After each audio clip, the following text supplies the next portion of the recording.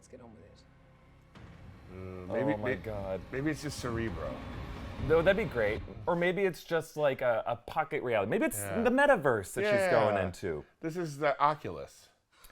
I don't think so. But this is exactly what we all feel when we go into the metaverse. Right. I would imagine. Whenever I see a Charlie Puth concert in the metaverse. Oh my God. Well, the sounds of children dies on. Not the jam you would think. Oh God, and that cuts through the cutaway to the most upsetting point. I don't know what they were expecting. Yeah, I was gonna say. This is a tortuous prison. Yeah. With no guards, barely any staffing. It's like, yeah, this is, you're all sentenced to death in your own ways here. It's like many a Hollywood audition. It's like, who is running this right now? Right. The floor hurts. Yeah. It's kind of like when you do a commercial audition and then the guy running camera goes and auditions himself. You're like, wait, is this And rigged? then you're the camera operator. And then he's in the commercial. Did I ever have a chance? Yeah, Akito. That's right. He's a member of the rebellion. He's on board. We've got Circus. Andy Serkis, what a star. What a snack. They should have put him in the trailers for this. I know. I mean, Andy Serkis, huge star, right? Yes. He's like, I would say a bigger star than And Stellan. also pretty massive director, too. Yeah, I mean, on screen, off screen, the guy can do no wrong. Hey, welcome back to New Rockstars. Star Wars Andor says the very worst thing you can do right now is bore me. And damn do they mean it. New depths of torture and a daring prison escape coming next episode. But how are they going to do this? Well, you'll get your answers when you fix this Andor! Yeah, we finally nailed it. We nailed it. We just had to be in person. We had to do it in person because, Zoom was really the barrier there. Right. Zoom was just trying to destroy our chemistry, but not today. This is Wookieeleaks. It's our weekly Andor after show. This week, we are here in New Rockstars HQ because, they got the leftover Halloween candy here, and my wife will not bring home any candy from her office. And I want here, you can get me to move mountains just to get a little tiny box of dots. That's right. You, I think, actually field tackled our producer John for like a little sleeve of Whoppers. Yeah, and it wasn't. I think he was just picking up trash. Yeah, it was a Whoppers wrapper, but you I like to lick the glaze, is what you said. And I whispered that in his ear. He didn't know what I was referring to. Anyway, he's going to be out this week. There's a lawsuit pending, and I'm going to fight it. Yeah. I think you've got right. a good case. I'll testify against him. Well, again, welcome back to Wookieeleaks. I'm Eric Voss. My Easter egg breakdown for this episode of Andor is coming tomorrow, but right here, right now. I'm here discussing this episode with Tommy Bechtold. Tommy, general thoughts from this episode? Wow, what an episode. We got to really see the turn from when the Empire is just working amongst themselves to when they're really getting into those rebels. And we also got to see what I like, a good old-fashioned Shawshank Redemption style prison breakout, which I thought was very enjoyable. But let's get into it. Let's see what happened in this episode. Our friend Bix is in deep, deep shicks right now, okay? She's got Deidre Miro, coming to question her. Miro seems very brutal. She's excited to introduce Creepy Doctor. What's a great pastime of any good science fiction fantasy? You gotta have a doctor that looks like he's never kissed a girl. That's not a knock. If you've never kissed a girl, that's fine. But if you've never kissed a girl and your reaction to that is to make a torturous Oculus Rift helmet, that's where the problem is. So that's where the problem is, because I have so many helmets, and I thought that I was not the problem. No. I thought everyone else is the problem. I'm sorry, you are the problem, Eric, but that doesn't mean you're not still my special, beautiful boy, and that I'll always love you. So we see Bix, a shell of herself after listening to the children of, what was that race again? The Dizons. No, that's a type of fruit. Hold on. It was Dizonite. Dizonite. But it was from the moon called Dizon Frey. Ah, yes, we see. And they've isolated specifically the children's tones. This is, the Kids Bop torture, right? They're just making kids covers of these pop songs. Oh my God. They're like, from the top, make it drop. That's a Dizon screaming out its last thoughts. I want to hear a group of children singing Big Dick Energy. Oh, yeah. It's in the works right now. Hey, the sad big thing is, energy. They use this as actual torture, I think, by this, not in this music per se, but they will use like kids songs. Yeah. They'll use like happy music as like CIA torture. Yeah. Like, this is a real thing that happens. You know what else is a real thing that happened in this episode? Miro goes from overzealous, empirical, up-and-comer to, why do I always say empirical? I think she's empirical. She uses past experience to inform. Imperial officer to actual Nazi here. This is where she gets into torture. I mean, it's even a kind of a tone change. That scowl face that has been so perfect now becomes so menacing and evil when she's hurting our dear Bix, who we love so much. And we know Miro's quest is she wants Andor. She wants Cassian. And she also wants the name of the mysterious buyer that they have nicknamed Axis, right? And they know that Bix is the only one who's used the secret radio. So, back on Coruscant, just around the corner from her own office, Mon Mothma is, she's still struggling in the Senate. There's a lot of heckling. This felt like the British Parliament, where they're like just making fun of each other and like turning around and like flipping up their coattails and being like, these parliamentary procedure that I would say I wish our Congress did, but I think there's kind of like an unspoken jest nature to, like they all respect each other. Maybe not right now in the British Parliament, but our Congress. Ours is just like Lauren Boebert being like, you don't read right. My husband showed his balls to girls in a bowling alley. Anyway, we can cut that if you want. Keep it in. All right. So, Mon Mothma, we get it revealed when we were questioning, who's Vel's rich family? It's the Mothmas. She's always been a Mothma. She's a Mothma girl in a Mothma world, guys. And Mon begs her to just be a spoiled little rich girl for a while. Keep her cover. Because we forget Vel has been in the rebellion with Luthen, carrying out missions, falling in love with Cinta, hearts breaking, hearts aching. But now Mothma's like, just go shopping. Go to Space Gucci for a while. Get a few purses. Have your credit card get rejected. Angrily call your mom. Something along those lines. Make sure someone's got their camera out. Record it. Do it for the Instagram. That's right. I like that this is like both a message to her to try to just stay out of it for a little bit, lay low. But this is also like advice. It's basically what Luthen would tell someone, like, play this double part. Your job is not done. Just doing the rebel mission is just one half of the mission. Now, in order to stay and fight a new day, you have to have another identity that you can hide behind. We're not ready to be full-blown rebels out there. The only full-blown rebel really is Cassian Andor right now. I guess Saw Gerrera. There's other ones out there. Now, we catch up with my boy Cyril Karn. Let's be honest, this guy's a mess. He's having yet another succulent meal at his mother's table. Well, she berates him, and then he does what we all love. When we're in trouble, we've been getting bad grades, but we know we aced the test. He lets her finish, and then he goes, I was promoted. And she's like, all's forgiven, my special little boy. I thought at first he was lying. I thought he was I thought we were going to see him go to, I thought all he did was pace in front of the ISB every day.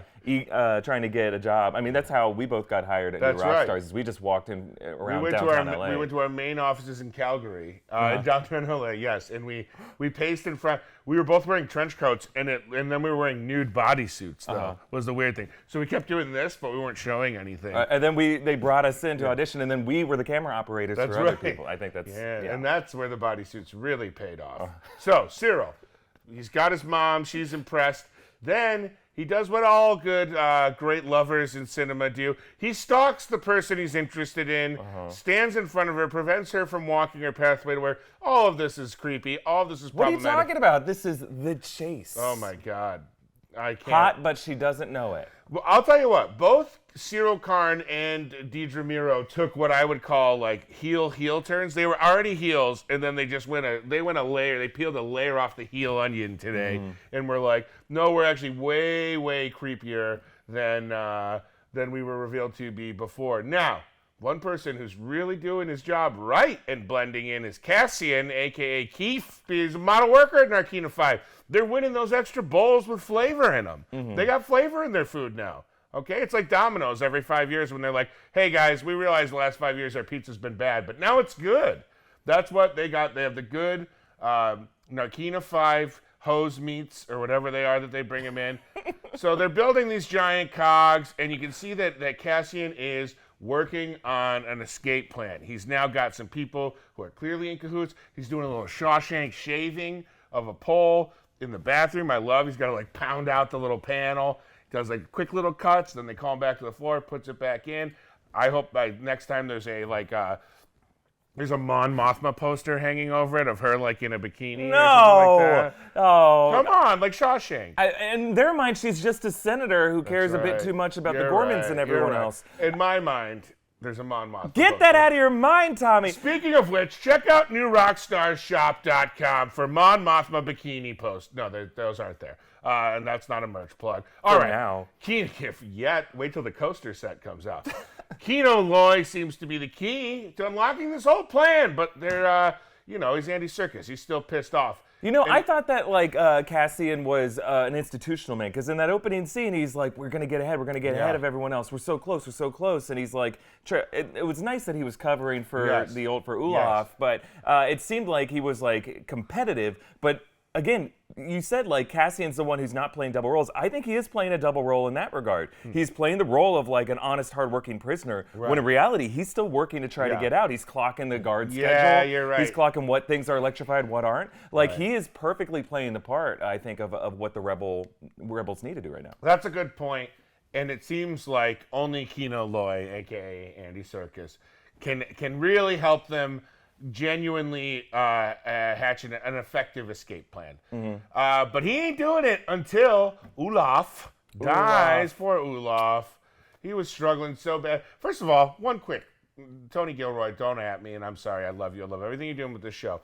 The entire basis of this prison is that these people are seen as physically fit to work. Unless Olaf got in 89 years ago. I think that was the implication. I think which is scary, that this prison existed during the Republic era. Yeah. But that tells you everything you need to know about the Republic. They weren't perfect either. That's I think this prison, to be this well executed and well oiled, and you could argue it's not that well oiled, it's more the design, the panopticon design of it that makes it as effective as it is. Right. I think this existed pre-Empire. I think there was some freaking supervillain creepo who's like, ooh, now it's a fascist empire? Yeah. Why don't I bring my pitch to them? When in the meantime, he was probably a private prison contractor who was selling this to the highest bidder during the Republic era. Just terrifying.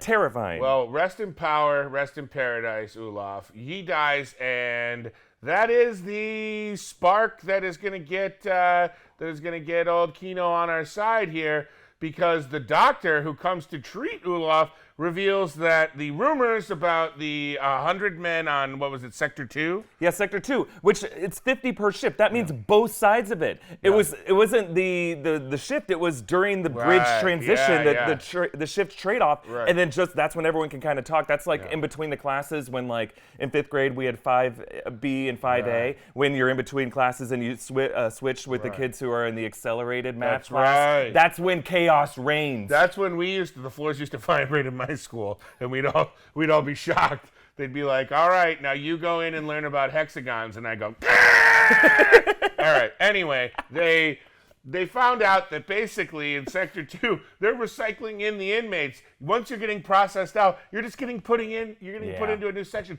There is no escape. There is only work. Work is life. Life is work. Work till death. Death is release. Death is the only freedom. Now, I'm on board. That means our boy Kino has officially become part of the rebellion. So we can believe next week, the escape. Here's hoping. Well, can I ask you, Tommy, is it possible that our man Olaf was one of those recycled prisoners? Yeah. And he was just so institutionalized, he didn't want to live on the outside. He's like, I kind of like this system of hustling to make these weird racks and cogs, and we don't know what they are, but it's better than what I had before, and that's why he was so old. He was just a guy who did have a prison sentence, but then they just kind of reset the shot clock, so he was back on another level, and he just never said anything. Or is it just the classic prisoner conditioning of they broke him, right? The first 2 times they were bribing him, because you could, this works if you're, you let the guy out, and on the way out you're like, well, if you go down and work for us on another sector for a brief amount of time, we will, give you special. We'll give you more. We'll give you money upon your release. We'll pay you. Or you think they were sneaking marshmallows in his meat tube? And exactly. He was getting some marshmallows in that cocoa meat hose. But that cocoa meat hose, by the way, meat hose was the name of of a man I knew in Myrtle Beach. I think that's a Bang Bros sub-channel subscription. Old cocoa meat hose. Man, he was a fire hydrant. Anyway, so let me put it to you this way. I think you're right. I think Olaf had been cycled in and out, but I think by the time they got him, he was just brain scrambled. He's like, I just love making these chassis, these Death Star chassis or whatever they are. Probably. And can we just give a shout out to Christopher Fairbank? How amazing. This is the guy who said, "What are you?" to Michael Keaton to prompt the response of, "I'm Batman." Yes. This is also the guy in Guardians of the Galaxy. He was the antiques shop. He was the Luthen of Xandar, basically. Yes. A fantastic character actor. And, he's an older actor. We don't give older actors enough credit when they play like feeble, dying characters because it's not an easy thing to pull off. And it was sad to see him go. 100%. Sorry, my brain completely farted there. That's okay. Oh, you're thinking about Coco Meatos? I'm thinking about Coco Meatos. No, I'm thinking about them too. I was thinking about giving the older actors their due. Oh, yes. What an embarrassment of riches this show is with the casting. Sure. We have people doing, 2-episode arcs on this show that are phenomenal actors. Tony Gilroy, you've blessed us once again. Thank you. Everybody, get on this show. Tell your friends. If you're watching Wookieeleaks right now and you got a friend who's like, I'm more of a Wookiee freak out in the streets, get them out here and tell them to watch the show. All right. Leave some of those freaks out on the street is what I say. That's true. And I think, again, we had another Chernobyl actor. I might be wrong. I need to double check. But I think the med tech guy at the end played Fermin in Chernobyl. So crossover. we now have like 4 or 5 of them in this show. Well. Let's get everybody in there. Let's get Jared Harris. Yes. Finale. Oh, Jared Harris. He would fit perfectly on this show. He can't just be watching his wife's stand-up shows in the Valley right now. Is that a thing? Yes, his wife is a stand-up comic, and she used to host an open mic at the Oyster House. And he would come and support. It was so sweet, but you're like, holy shit, Jared Harris is here. That's great. I kind of want to talk to him. I kind of want to see him do some stand-up. I think he'd be great. Okay, let's talk about next episode. How will Andor escape the Narkina-Five prison? Who's going to survive? We know for sure that Melshi and Andor are going to survive. Yes. Now I'm wondering about Kino. I think it's going to be hard for Andy Serkis to stay alive in the Star Wars universe or to have any future, knowing that he also plays Snoke, who I think would be alive at this time. Yeah. Snoke's not going to show up in this show. Right. But Wait, I think it's hard for... Snoke would be alive at this time? I think so. I think he's old enough. The guy's super old. I think he was around during the Galactic Civil War. Oh, interesting. I just, in my scrambled brain and not knowing enough of the extended universe, I always was like, oh no, Palpatine was just growing him in a hose to be old. Well, or in a tube. A meat hose. A meat hose. Cocoa meat hose. Cocoa meat hose was growing him over on Exegol. So I was playing the game that Luthen was playing this episode. Or not Luthen, well, I'm always playing the game Luthen plays, I just like to show off all my toys. That's and right. Really, we've got some fancy daggers in the shop this week. Oh, you want to look at my coins? It's the Prince of Persia dagger, Easter egg. Is Prince of Persia Star Wars canon? No! No, not yet. But, other Lucasfilm stuff is, like Indiana Jones, Willow probably. Hey, but let's what Cassian was doing, right? He was identifying which parts of this prison are actually electrified. Yeah. We know that he already knows where the boots are kept, and now he knows how many guards per level. 50 per level, no more than 50, which means it's probably less while other guards are transferring other prisoners. They could probably time this perfectly, and all they got to do is get a hold of one set of boots. Yeah. One set of boots and one cattle prod, and you're good. You can overwhelm the rest of them, because then just tackle them, push their face into the floor, and there's no way they're going to electrify it because they're going to be like, oh, well, I'm going to be shocking my friend, unless they really hate their coworkers. Right. I mean, here at New Rockstars, that's a risk that you run. Never more than 12. Never more than 12. Not 50. Never more than 12. Well, that's what I mean. There's 50 prisoners on each level. Can easily overwhelm them. So what I'm saying is get a hold of one set of boots, tackle a few more of them, push their faces into the floor, so that's going to kill them immediately if you do. And then just lily pad. Just scooch one down. All you need are 2. You just step on one, scoot the other one down, jump to the other one, drag the other one behind you, sling them past you, and just lily pad your way out to that fresh air. What an adorable escape. Yeah. Where they're all just doo-doo, just leapfrogging over each other. I mean, it's like floor is lava. Yeah. We used to play this game all the time. I still play it. I haven't touched the floor of New Rockstars offices in 3 years. I guess it's really inconvenient because I make people carry me. Well, we love to do it. It's our pleasure. All right. Here's what I'm thinking. Kino, unfortunately, made the TV and movie sin of saying, I've got... What did he say? I've got 2 months left in here before he gave I'm himself out. a timeline. You don't say that. No. I'm 1 day away from retirement. In 5 days, my pension kicks in. I'm going to get my mail order bride from Russia in 3 weeks. Those are death sentences in my world. Okay? Yeah, do you think I've got a reservation at Popeyes for my birthday.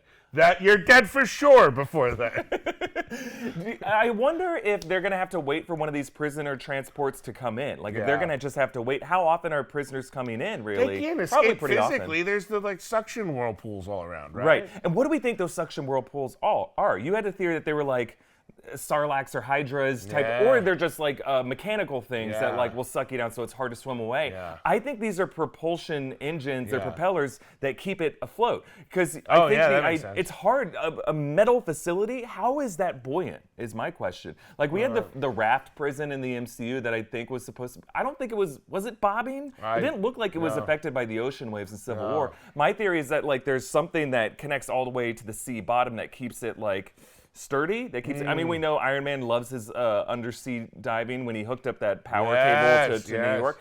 That's what I think. Normally, these things would have to do. You'd have to anchor them. So the fact that something, I don't imagine this would be buoyant at all. They have to find some kind of way. And my theory is that if these are not cogs. If these are not cogs for the Death Star, I get that makes the most sense. That's what they're building down there. These are just pieces of a machine just to keep this thing afloat, which is the cruelest thing. In some ways, that's crueler than the Death Star. Yeah, like it's like the perpetual LA or California Highway Department projects where they're like, they're just fixing the roads all the way down, and then as soon as they reach the end, they start fixing them back up. It's a loop. It's a loop. I mean, all of life is just a loop of inefficiency or a perfectly efficient loop in which no progress is ever made. And as I always say, in the end, it's only darkness.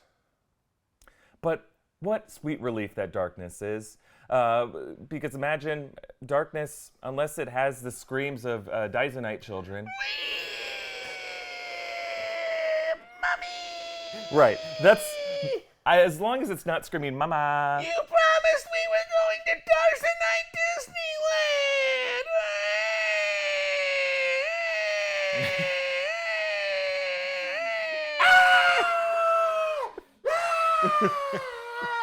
And now I get the rest of the day off.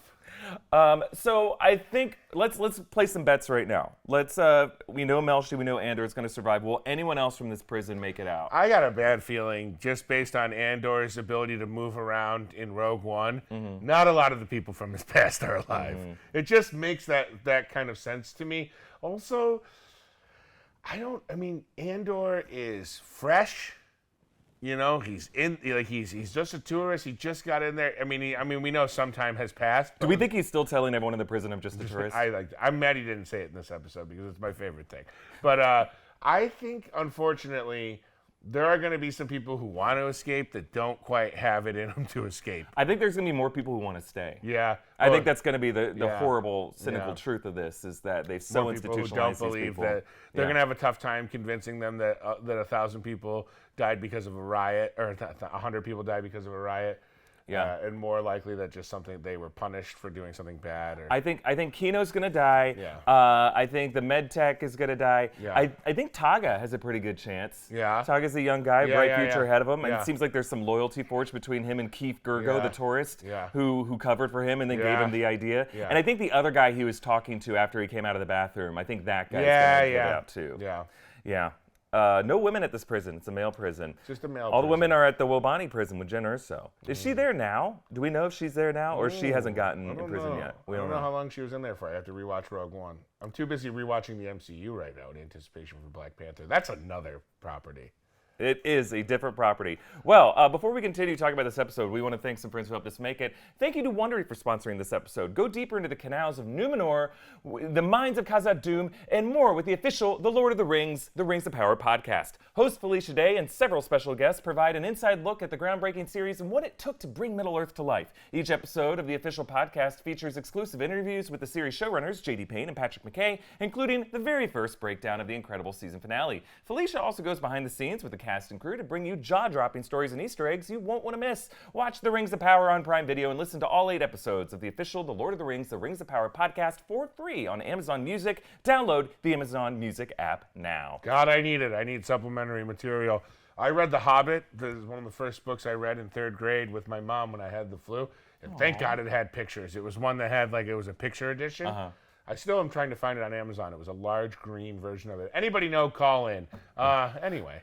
This is a phone. We'll pick it up if it rings. No one's called yet. Let's continue talking about this episode. They seem to be... I was a little confused by the structure of this because it seemed up until this point, at least the first 6 episodes, there was a 3-episode arc and then another 3-episode arc. And then we had episode 7, which was kind of a transitional episode. I thought was going to be part of the next 3-episode arc. So I thought this episode was going to be the prison break. That's probably going to be next episode. So that leaves, I believe, 2 episodes on the other end of it. That'll probably be our finale, or do you think it'll take 3 episodes to break out of prison? Probably not. I hope not, because I think we need to push Andor further along out as an independent operative by the end of this, because we know that this is supposed to be the first year of his story where we meet him in the universe, and then the next back half 12 episodes are the next 4 years leading up to Rogue One. So I think this has to. I think by the end he's basically operating as a high-priced rebellion hired gun. Right? Yeah. I thought that going into this season that we'd see K2SO by the end of it, but there is a K2SO comic canon that like showed how they actually met. Right. But we just saw in the Tales of the Jedi episodes, well, I guess it's not spoiler warning at this point by the time it's been out for about a week. Watch Tales of the Jedi. It's so good. Yeah. I thought that was incredible. Yeah.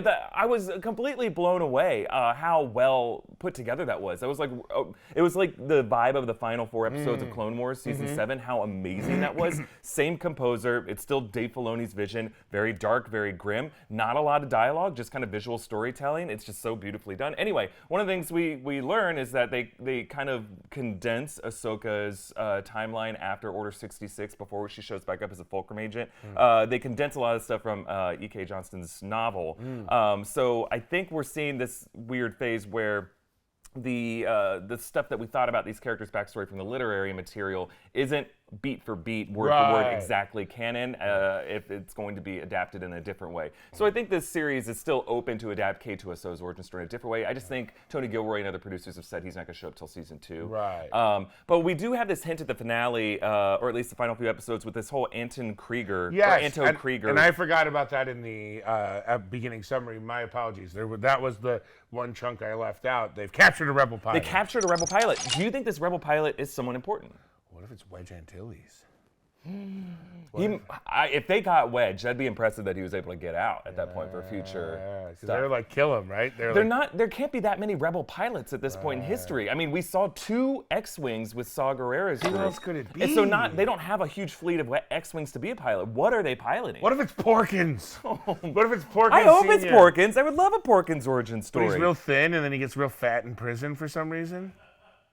I mean, Porkins. He's like, my name is Jet Slimkins. And then when he gets out, they're like, you're not Slimkins anymore, and it's like Solo, a Star Wars movie. They're like, your name now is Jet Porkins. Hey, what if we find out his name is Porkins because he's a butcher? Like, you know that butcher scene in the Mandalorian episode of the Book of Boba Fett? Yeah. What if the way he got out is Porkins just wrecked everybody? He walks out just covered in blood, and they're like, you're Porkins the butcher now. Or what if we find out his name is Porkins because he's got away with the ladies? Cocoa Beef Tube. He's Cocoa Beef Tube? Who is Cocoa? Unmask yourself, Cocoa Beef Tube. It's me, Porkins. Sploosh.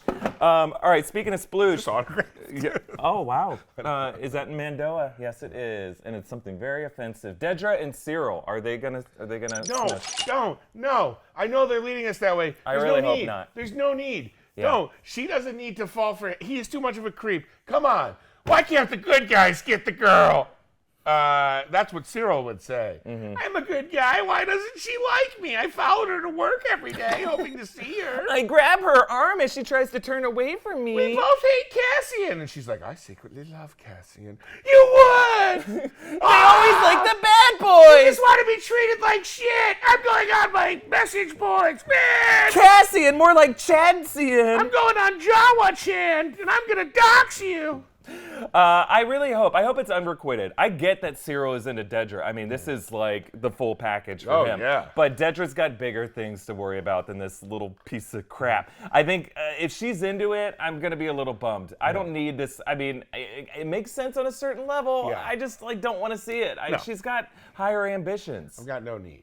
She's got no time for that. He's just going to drag her down. Ain't nobody got time for that. Isn't it weird that we're rooting for Dedra to make smart choices for herself? Yeah. Nazi woman She who did we saw also torture she someone. tortured Bix, who we love. She tortured someone, and man, Denise got the perfect sneer. Oh, Like yeah. how she could just hold her face like that, because that's not her normal face. It's kind of like when we watched Tony Soprano, James Gandolfini. Yeah. I thought James Gandolfini just talked like that Yeah, in real yeah, life. No, he did not talk like this. That was a choice that he sustained for 7 seasons, and this is what Denise Goff is doing in every scene. She's just incredible. Yeah. But I'm rooting for her. I like efficiency. I like characters who go after what they want, and I like smart characters. I don't agree with her ambitions, though. At the end of the day, I don't want her to be successful for the fate of the other characters. It's just, I mean, come on, guys. Come on, Empire, let up a bit. Live a little. Well, let's live a little right here in the final part of this after show. We talked about it earlier, a dies-a-night death cry. They said they make this torturer says they make a sound as they die, a sort of choral, agonized pleading, and then they isolate the children. So let's, we didn't hear it. We just saw Adriana Arjona's face. What do you think was playing in her ears? I think it's like...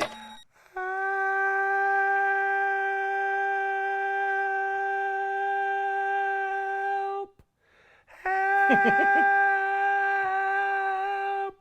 They're plucking our eyeballs out of our face.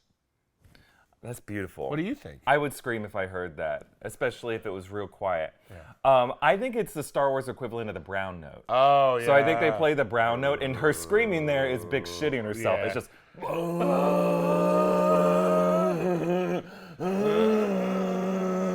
and she's like...